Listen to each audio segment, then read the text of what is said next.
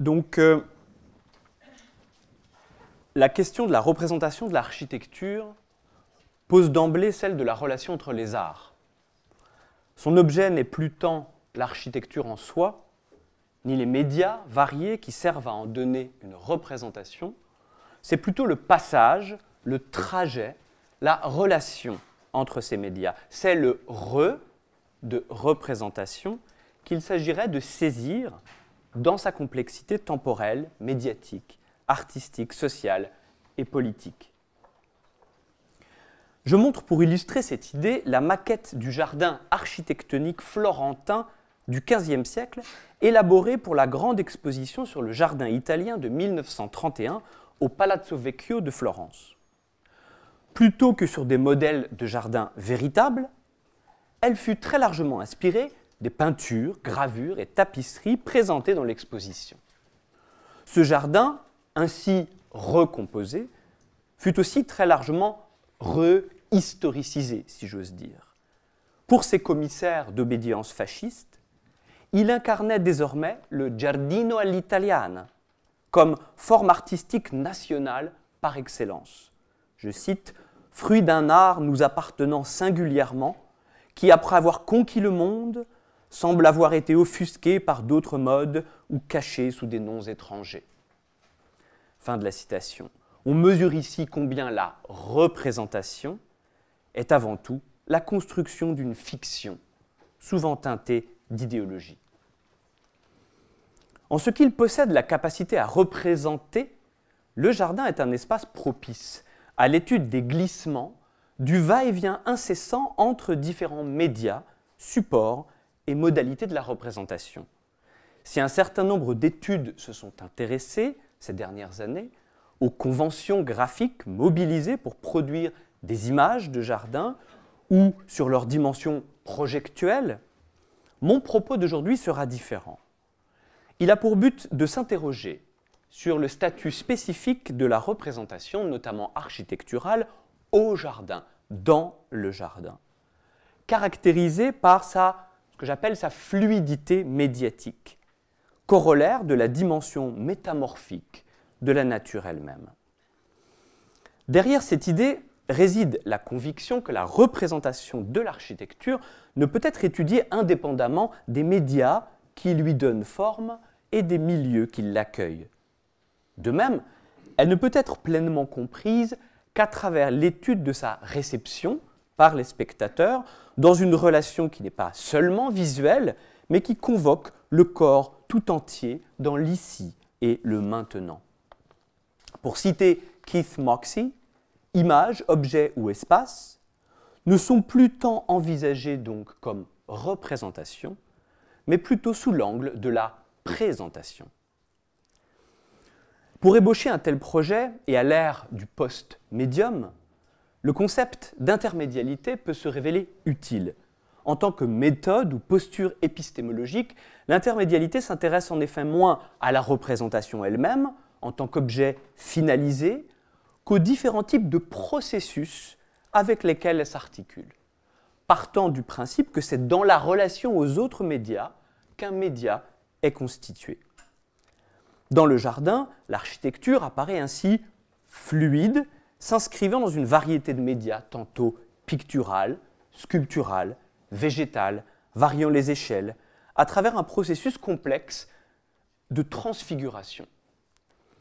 Cette dernière notion a été récemment mobilisée par plusieurs anthropologues et philosophes. Je pense par exemple à l'esthétique de la transfiguration de Jean-Jacques Wunenburger, qui postule pour les images le rôle de transfiguration du visible, à rebours du paradigme occidental de l'imitation platonicienne. Son approche prolonge d'une certaine manière la critique de Paul Ricoeur portant sur une définition trop étroite de la mimésis. Je cite, « Si nous continuons à traduire mimésis par imitation, il faut entendre tout le contraire du décalque d'un réel préexistant et parler d'imitation créatrice. Et si nous traduisons mimésis par représentation, il ne faut pas entendre par ce mot quelque redoublement de présence, comme on pourrait encore l'entendre de la mimésis platonicienne, mais la coupure qui ouvre l'espace de la fiction. » Fin de la citation. Philippe Descola, quant à lui, a appliqué la notion de transfiguration au jardin et au paysage. Je le cite, « Si l'on veut exploiter le trait le plus intéressant de ce à quoi la notion de paysage faisait référence initialement, il faut moins associer cette notion à des objets constitués, des tableaux, des jardins, des milieux aménagés, qu'au processus même au moyen duquel ces objets sont constitués en paysage, processus que l'on a défini comme une transfiguration. » Voilà quelques sources théoriques qui sont importantes pour ma réflexion. Dès l'Antiquité, c'est bien connu, le jardin consistait en une transposition in situ du répertoire des paysages célébrés par la peinture et la poésie. Les topias d'origine hellénistique que Vitruve, dans son traité, associe aux décors de scènes tragiques, comiques ou satiriques. Les scènes arrangées dans les jardins véritables, que Pline appelle opera topiaria et Vitruve topiarum opus, reposaient en outre sur l'usage répandu de végétaux sculptés. Vous en avez ici.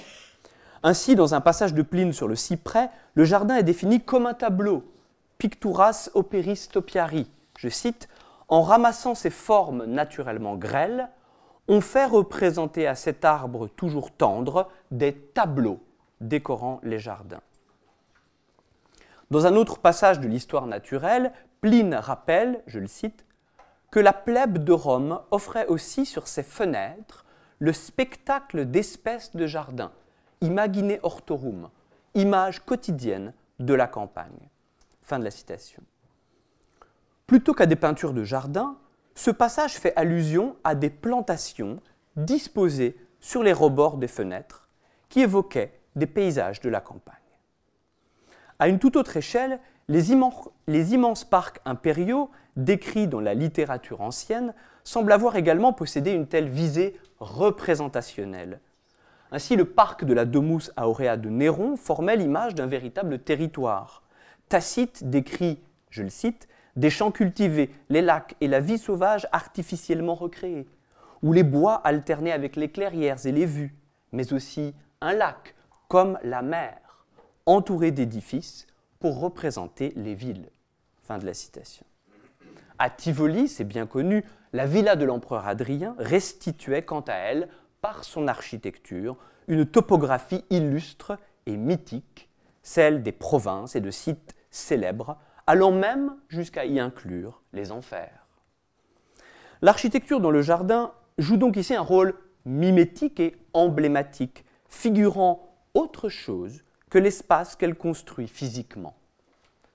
Elle décrit et représente un lieu, soit réel, on parlera alors de topographie, soit fictif, ce que Cicéron, dans sa lettre sur l'Amalteum d'Atticus, désigne par le terme de topothésie, soit la description d'un lieu imaginaire.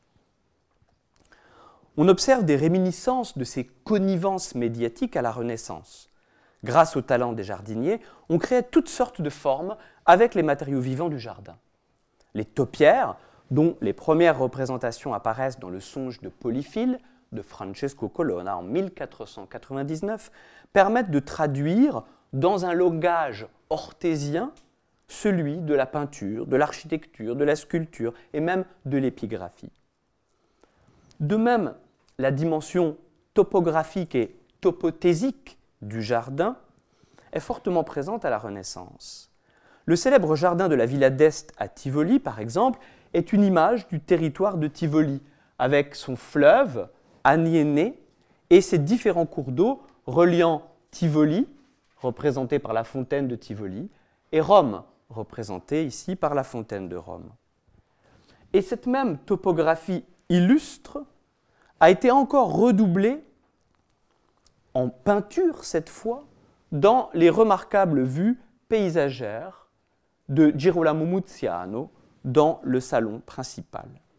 La pièce est un véritable théâtre du jardin et du territoire où coule métaphoriquement le fleuve depuis la fontaine de stuc et de pierre et sa vasque en forme de barque à une extrémité de la pièce, jusqu'au paysage figurant la villa sur le mur opposé, où l'on retrouve le fleuve Aniene serpentant jusqu'à l'horizon.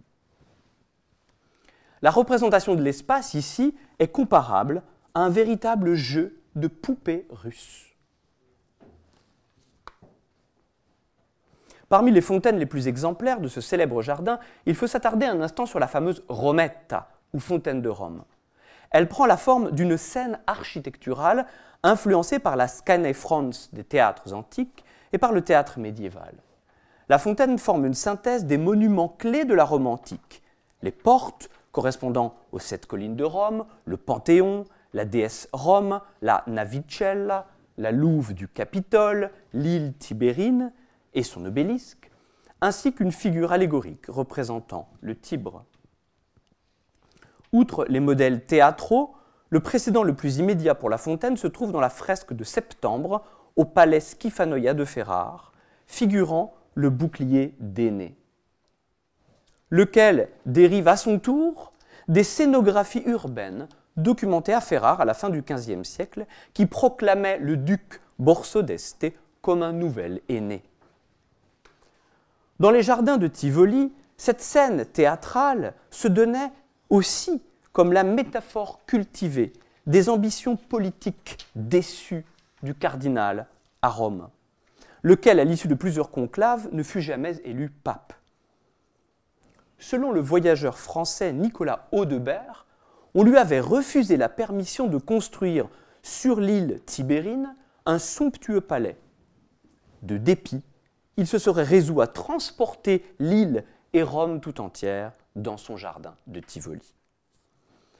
Le pouvoir du cardinal sur cette ville miniaturisée et schématisée s'exerçait désormais grâce au contrôle des scherzi d'acqua qui arrosaient les visiteurs imprudents, forme nouvelle d'autocratie déguisée sous les atours du plaisir et du jeu.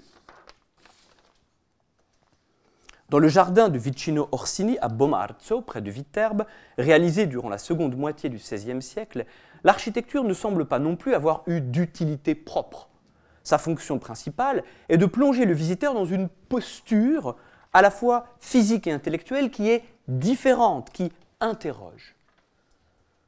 Construite vers les années 1565-70, la maison penchée semble s'être affaissée sur elle-même, bien que sa base ait en réalité a été sculptée dans un énorme et inamovible bloc de pierre. Sa signification a fait couler beaucoup d'encre, si bien que c'est justement dans l'instabilité du sens que cette architecture incarne d'ailleurs physiquement qu'il faut chercher sa véritable raison d'être. En effet, au caractère bizarre, merveilleux, énigmatique de cet édifice fait contrepoint l'instabilité que ressent le corps à l'intérieur, provoquant un véritable vertige et la sensation de perdre tous ses repères spatiaux. Du point de vue des formes, l'idée de cette architecture dérive de la passion de Vicino pour les imprese, le terme italien désignant les devises, passion qu'il partageait avec le dédicataire de la tour, le cardinal Madruzzo. L'édifice célébrerait la fidélité conjugale de l'épouse de Vicino Orsini, Giulia Farnese, à travers la citation d'une impresa publiée dans les Symbolicarum Questionum d'Achille Bocchi. Quoi qu'il en soit, le monument s'éloigne fortement des règles classiques de l'architecture, vous en conviendrez. Il tient tout autant de la sculpture, et sa conception appartient au domaine de l'emblématique, langage fondamental de l'aristocratie, soit un langage de l'identité qu'il convient de déchiffrer, et dont la signification s'articule à partir de la mise en relation d'une image conceptuelle et d'une inscription. Pour le dire avec les mots d'Anne Rollet, je cite, « l'âme de la devise, le motto, saisie et souligne par une formulation marquante sous forme de concetto, concept, volontairement concis, voire elliptique, le ou les traits saillants caractéristiques de la figure employée comme image, le corps, donc âme et corps de l'impresa. Ainsi, sur la tour penchée de Bomarzo, le motto Animus quiescendo fit prudentior ergo qui est un appel à la quiétude, au repos, à la paix, est relié plastiquement à la dédicace de la tour au cardinal Madruzzo. La signification emblématique de la tour penchée, et mon niveau de batterie est faible, donc je devrais peut-être me brancher quelque part, et je continue. La signification emblématique de la tour penchée est donc sans doute plus logiquement liée à ce dernier, au cardinal Madruzzo, qu'à Vicino ou à son épouse. Et elle pourrait faire référence, selon une hypothèse récente, au destin chancelant des spirituali, dont le cardinal était proche. Il s'agit d'un mouvement réformateur à l'intérieur de l'Église catholique qui fut particulièrement important autour de Viterbe. Mais je ne m'engagerai pas là dans les considérations historiques et philologiques. Poursuivons sur l'époque baroque. À l'époque baroque, le jardin va continuer d'être le lieu privilégié de la démonstration de ce qu'on a appelé l'ingegno, l'ingéniosité, c'est-à-dire la capacité à inventer, comme à Bomarzo, des images conceptuelles raffinées. Je vais le faire moi-même. Hop. Des images conceptuelles raffinées, des traits d'esprit, des jeux de mots, des constructions oxymoriques, des inventions qui ont pour but essentiel de surprendre, de saisir, d'émerveiller et d'engager au final le visiteur dans un processus herméneutique de production de sens. Et le passage d'un médium à un autre appartient pleinement à cet âge de l'illusion et du rêve qui, selon Michel Foucault, cède le pas à l'ère de la ressemblance. Le traité le plus important sur le concept d'ingegno paraît en 1654. Il s'agit du célèbre Canocchiale aristotelico d'Emmanuel Tesauro, un professeur de rhétorique, jésuite de formation, qui va mettre son talent au service de la cour de Savoie à Turin. Pour Tesauro, l'argutezza, terme italien qui ne peut pas se traduire vraiment, mais qu'on peut traduire finalement par métaphore, est avant tout une image mentale, un archétype qui est conçu en imagination et qui seulement dans un deuxième temps est traduit en signes dans divers médias. Tous les arts deviennent ainsi métaphoriques et ils appellent leur propre traduction et métaphorisation dans un autre média artistique. La théorie de Tesauro est donc puissamment intermédiale. Comme l'a indiqué Yves Hersan, je cite, « Métaphoriser, ce n'est pas substituer un mot à un autre, ni le détourner du sens courant en vertu de quelque analogie, c'est bien plutôt lier des objets qu'une grande distance peut séparer. C'est établir une relation et non remplacer un terme propre par un terme dit figuré. » Fin de la citation. Être ingénieux, par conséquent, c'est être capable d'établir des relations entre des choses hétérogènes en un seul objet. Qualité recherchée non seulement chez l'ingénieur, mais aussi chez le poète, le musicien ou encore l'architecte. Citons ici un passage de cet énorme livre de Tesauro qui parle de l'architecture ingénieuse. Aucune peinture ou sculpture ne mérite le titre glorieux d'ingénieuse si elle n'est pas arguta. Très difficile à traduire, donc je vous propose ici de nature épigrammatique ou basée sur un jeu de mots et d'images. Et je dis que la même chose est valable pour l'architecture.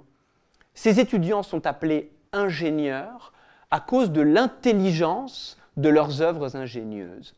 Cela apparaît dans les si nombreuses bizarreries d'ornements délicieusement espiègles ou joueuses, sur les façades des édifices somptueux, chapiteaux fleuris, frises d'arabesques, triglyphes, métopes, termes et médaillons, mascarons, cariatides, modillons, autant de métaphores de pierre et de symboles muets qui ajoutent de la beauté à l'œuvre et du mystère à la beauté. Et Tesauro continue sur des pages en décrivant plusieurs merveilles architecturales, une architecture de nuages, de tonnerres et d'éclairs. On y trouverait probablement aussi le rainbow dont on a parlé tout à l'heure. Une architecture parlante, une architecture qui, à l'inverse, peut écouter.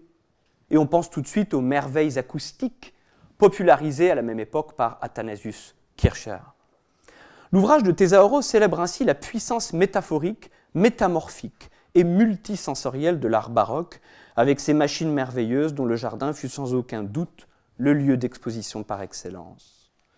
Parmi les nombreux exemples qu'il conviendrait d'étudier de cette ingéniosité architecturale, ce que Joseph Connors a également appelé « virtuoso architecture », je voudrais citer le projet exemplaire pour la Villa Pamphili à Rome, d'une villa mathématique conçue par Francesco Borromini sur une idée du grand mathématicien Emmanuel Maignan. On voulait y construire de nombreuses merveilles, comme une statue du pape Innocent X formant un cadran solaire et indiquant par l'apparition d'une colombe activée par un mécanisme catoptrique le jour et l'heure de son élection divine.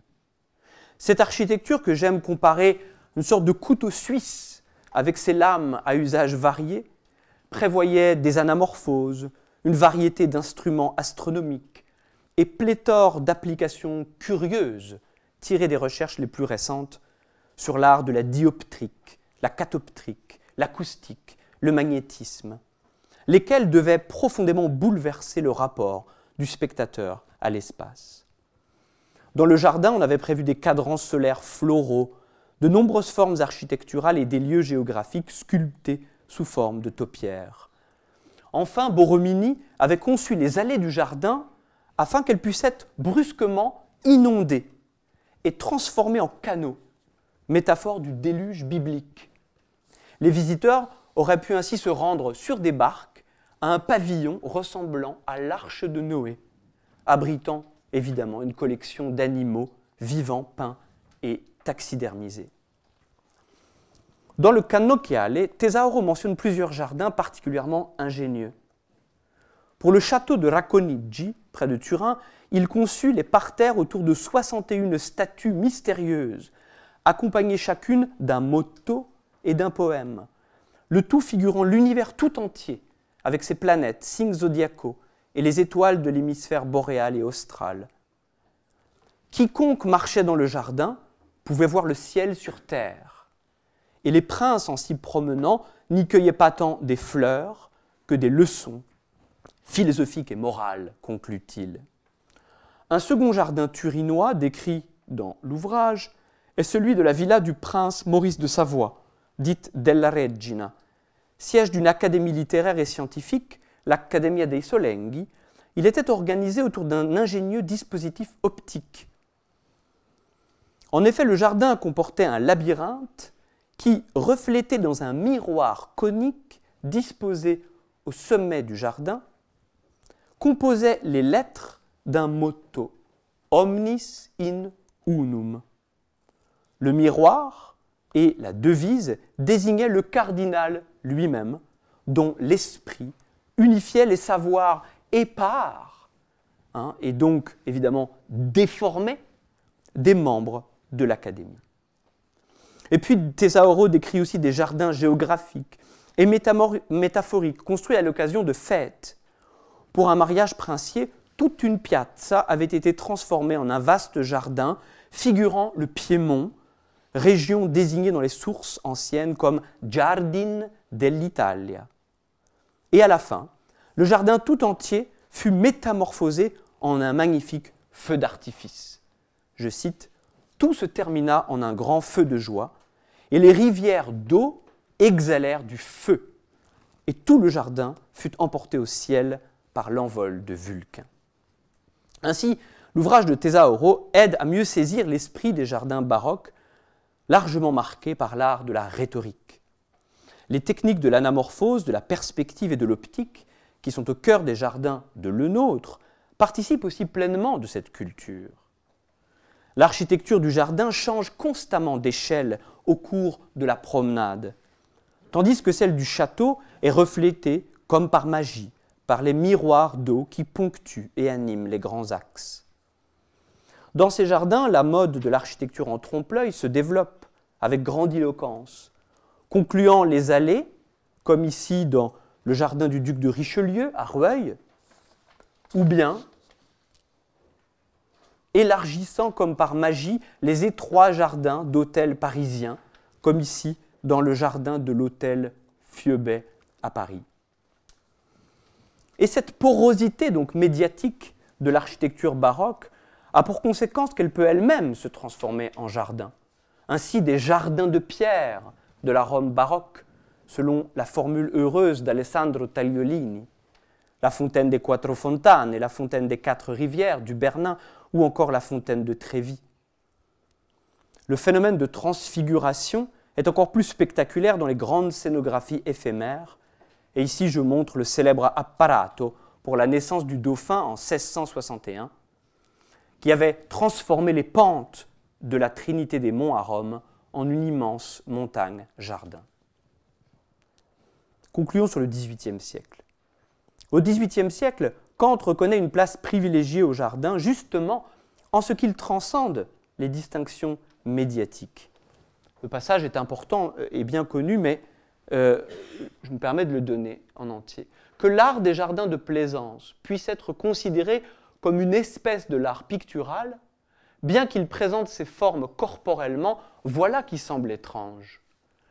Mais puisqu'il prend réellement ses formes de la nature, les arbres, les arbrisseaux, les herbes et les fleurs, à la forêt et aux champs, du moins à l'origine la plus reculée, et dans cette mesure n'est pas de l'art, comme l'est par exemple la plastique, et qu'il n'a pas non plus comme condition de sa composition un concept de l'objet de sa fin, comme c'est le cas de l'architecture, mais simplement, et c'est là que c'est important, le libre jeu de l'imagination dans sa contemplation.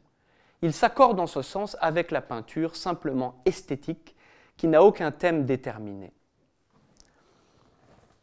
On lit souvent que cette conception picturale du jardin serait apparue de manière nouvelle au XVIIIe siècle, ce qui, je pense, est en partie faux, si l'on considère l'imagéité de l'architecture du jardin de Bomarzo ou de la Villa d'Este, ou celle des jardins baroques fondés sur l'usage de la perspective.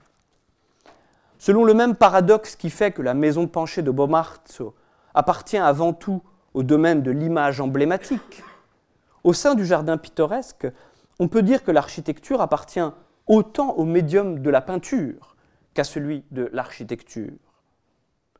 Les fabriques de jardins sont essentiellement conçues comme des tableaux en 3 dimensions. Elles diffèrent des autres édifices au sens classique du terme, en ce que leur fonction première est de générer du sens. Héritières des fontaines théâtrales des jardins de la Renaissance et des architectures géographiques des grands parcs de l'Antiquité, ces modèles d'architecture signalaient aussi un rapport de révérence envers un passé auquel on cherchait à s'identifier. Et une autre fonction fondamentale de la fabrique est qu'elle donne à voir le jardin. L'architecture dans le jardin pittoresque, du banc le plus insignifiant à l'édifice principal, est avant tout conçue comme un dispositif scopique, comme machine à regarder le jardin. 2 critiques de cette conception picturale concluront cette ouverture vers le XVIIIe siècle. Ces citations montrent combien le statut de l'architecture dans le jardin faisait l'objet de constants débats et combien le jardin occupe une place centrale dans l'histoire des rapports entre les arts. Ainsi, le grand jardinier écossais Thomas Blakey, maître d'œuvre de Bagatelle et de la Folie Monceau, porte un jugement sévère sur les jardins du Val à Saint-Germain-en-Laye qu'Hubert Robert élabore pour le prince de Beauvau-Caron vers les années 1670. Voilà ce qu'il écrit. Ces jardins sont élaborés sous la direction de M. Robert, l'un des premiers peintres de paysages en France. Mais aussi belles que soient ses idées sur la toile, cependant sur le terrain, elles sont sans jugement, car il n'est pas étonnant qu'ils ne connaissent rien de l'effet des arbres ni de leur couleur après quelques années de pousse. Cela prouve qu'un grand peintre peut savoir comment reproduire un paysage pour le mieux quand il est terminé, mais la disposition des plantations demande du jugement et de l'expérience. Mais les plus sceptiques, cependant, ne sont pas les jardiniers, mais les architectes eux-mêmes. Richard Mick, l'architecte du jardin du Petit Trianon, reconnaît, lui, sa dette envers le peintre Hubert Robert, je le cite, « pour la forme et le placement des chaumières, des rochers et des autres petits ouvrages, auxquels les architectes attachent peu de gloire. Beaucoup plus féroces dans leur critique, les architectes Percier et Fontaine écrivent quant à eux « Ce n'est qu'après avoir confondu les attributions directes de l'architecture avec celles de la peinture que l'on a pu faire un mélange aussi monstrueux de leurs moyens respectifs. Et il a fallu que l'architecte, oubliant dans les charmes de la peinture les règles de l'art auxquelles il s'était consacré, se laissa entraîner aux trompeuses séductions d'une maîtresse qui lui présentait des jouissances plus faciles que raisonnables. » Je conclus. Dans le jardin, l'architecture a donc peu de fonctions pratiques, mais prédominamment esthétiques. Comme l'indique Kant, elle s'adresse avant tout à la capacité d'imagination du visiteur. Surtout, le jardin permet aux visiteurs de faire l'expérience du passage, du maillage, si j'ose dire, entre diverses modalités de représentation.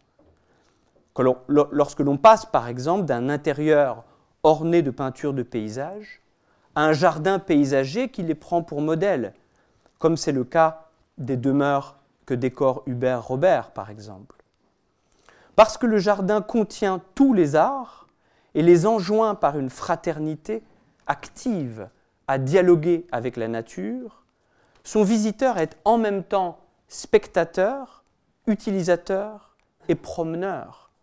Il n'est plus seulement face à un tableau, mais dans un espace qui possède la même puissance de représentation. On pourrait ainsi dire que le rôle de l'architecture au jardin est d'ancrer physiquement l'expérience esthétique propre à la peinture, de permettre d'entrer, de sortir, de circuler dans un espace de fiction au même titre qu'une peinture. L'architecture, en somme, construit le cadre perceptif du jardin. En même temps, l'architecture ne possède pas au jardin la puissance d'aliénation sur les corps qui la caractérise ailleurs, parce qu'elle tient plus du jouet, de la miniature ou du reflet, parce qu'elle est fragile et fondamentalement fictive et somme toute inutile. Elle offre aux visiteurs la possibilité de déployer son propre horizon d'espace. Ainsi, c'est le jeu constant entre les espaces imaginaires représentés dans le jardin et l'imaginaire spatial de ses visiteurs, soit entre une esthétique de la représentation et une esthétique de la présence, que réside le merveilleux du jardin et sa véritable puissance philosophique. Merci.